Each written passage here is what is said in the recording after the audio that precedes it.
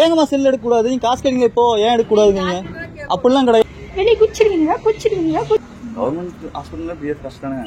தயவு செய்து யாரும் கவர்மெண்ட் ஹாஸ்பிட்டல் வராதீங்க.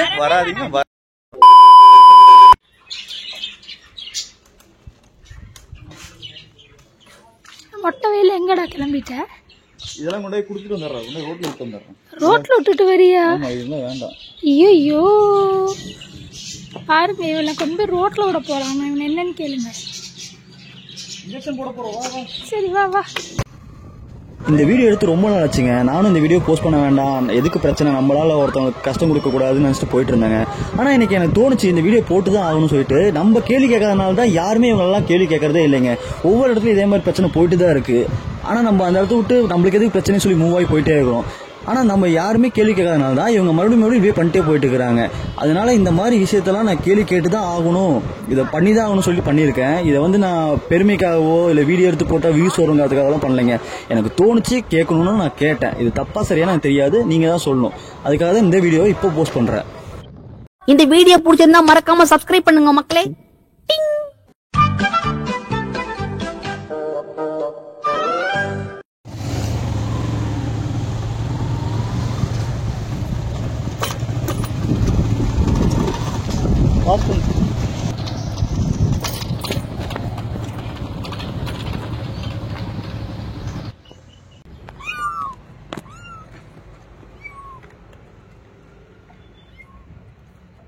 போடு அமுக்க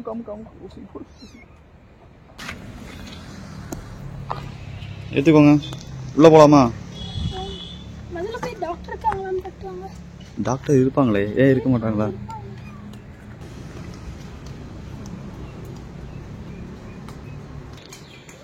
ஏன் டாக்டர் இல்லையா?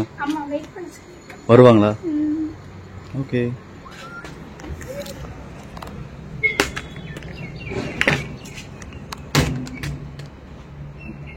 வெளியே குதிக்கிறதுக்கு ரெடியா இருக்காங்க. குதிப்பீங்களா? வெளியே குச்சிடுவீங்களா? இவன் அட்டு, இவ பட்டு, இவ சிட்டு.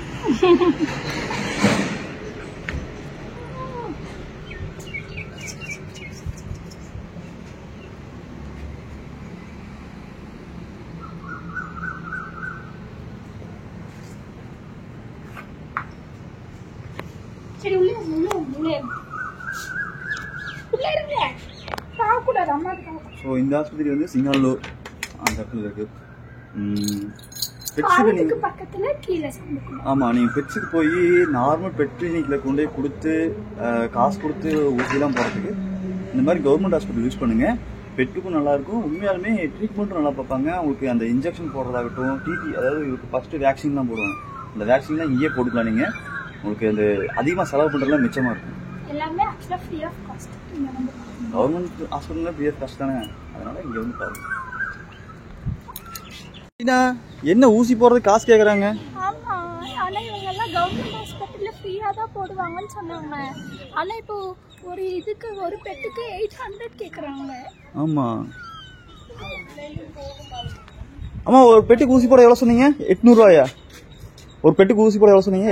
டாக்டர் பாட்டு பேசிக்கோங்க, செல்லுல எல்லாம் இருக்காது. டாக்டர் பாட்டு வந்து பேசிக்கோங்க. சரி, அது என்ன சொன்னீங்களா இப்ப சொல்லுங்க. டாக்டர் பாட்டு பேசிக்கோங்க. இல்லம்மா, ஊசி போட முன்னாடி காசு வாங்கிட்டு இல்லாம இருந்தாங்க கவர்மெண்ட் ஹாஸ்பிட்டல்ல. இப்ப காசு கேக்குறீங்களா? இப்ப நாங்க 17 வருஷம் நாய்களுக்கு வாங்குறாங்க. காசு வாங்கிட்டு இருக்காங்களா? டாக்டர் மட்டும் நாளைக்கு காலையில் பேசிக்கோங்க. சரி, ஓகே. ஏங்கம்மா செல் எடுக்க கூடாது? நீங்க காசு கேட்டீங்க இப்போ ஏன் எடுக்க கூடாதுங்க? அப்படிலாம் கிடையாது. இப்ப நீங்க சொன்னீங்கல்ல காசு வாங்கலாம் சொல்லி. அதத்தான் கேக்குறேன்.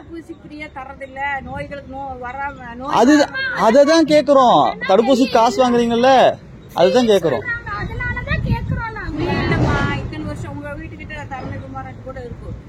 அம்மா இல்லைங்கம்மா, அம்மா இல்ல, இங்க பாருங்க, அங்க வச்சிருந்தீங்கல்ல. சரி, ஓகே, நாங்க பேசிக்கிறேன். முன்னாடி காசுல வாங்குறதுல இப்ப காசு வாங்குறாங்க. கவர்மெண்ட்ல காசு பத்தலையா, கஜானா காலி ஆயிடுச்சு. அதனால இதுல இருந்து ஆட்டேங்க. சரி, ஓகே, டவுனாலே போய் பேசிக்கிறேன். பத்தல, இதுல வேற வாங்க. சரி, ஓகே, விடு, பாத்துக்கலாம். ஸோ ஊசி போடலாம் சொல்லிட்டு கவர்மெண்ட் ஹாஸ்பிட்டல் வந்துருந்தோம். இங்கேயும் தடுப்பூசி போடுறதுக்கு காசு வாங்கலாமாமா. அதாவது முன்னாடி இருந்தே வாங்கிட்டு இருந்தாங்களாமா. இப்பதான் அவங்களுக்கு தெரியாது, நீங்களும் முன்னாடி தான் கொடுத்துருங்க அப்படிங்கிறாங்க. நாங்க போட்டது வரைக்கும் கம்மியா தான் ஊசி இவங்களுக்கு இல்ல ஒரு நிமிஷம். நாங்க வந்து இப்ப வரைக்கும் ஊசி போட்ட வரைக்கும் அந்த மாதிரி எல்லாம் காசு வாங்கினது இல்ல. இப்ப புதுசா சொல்றாங்க காசு வாங்கணும்னு. சோ முன்னாடி சொன்ன மாதிரி கவர்மெண்ட் ஹாஸ்பிட்டல்ல ஈஸியா வந்து போட்டுக்கோன்னு சொன்னேன். இப்ப அது சொல்றான்னு தெரியல. சரி நெக்ஸ்ட் எங்க போய் பார்க்கலாம்.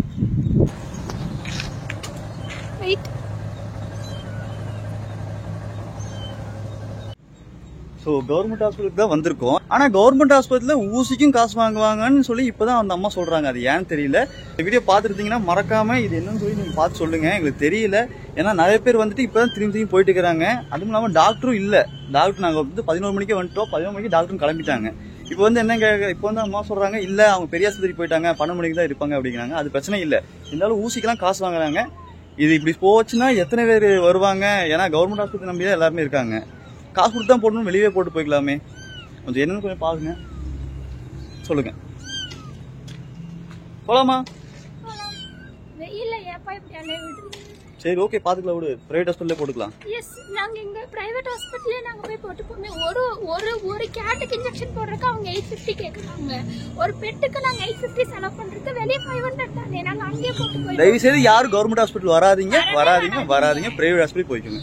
ஏன்னா ஃபர்ஸ்ட் இந்த வீடியோல நான் என்ன சொல்லிருப்பேன்னா கவர்மெண்ட் ஹாஸ்பிட்டலுக்கு வாங்கன்னு சொல்லியிருப்பேன். தெரியாம சொல்லிட்டேன். இப்போ தெரிஞ்சனாலும் சொல்றேன், வராதீங்க.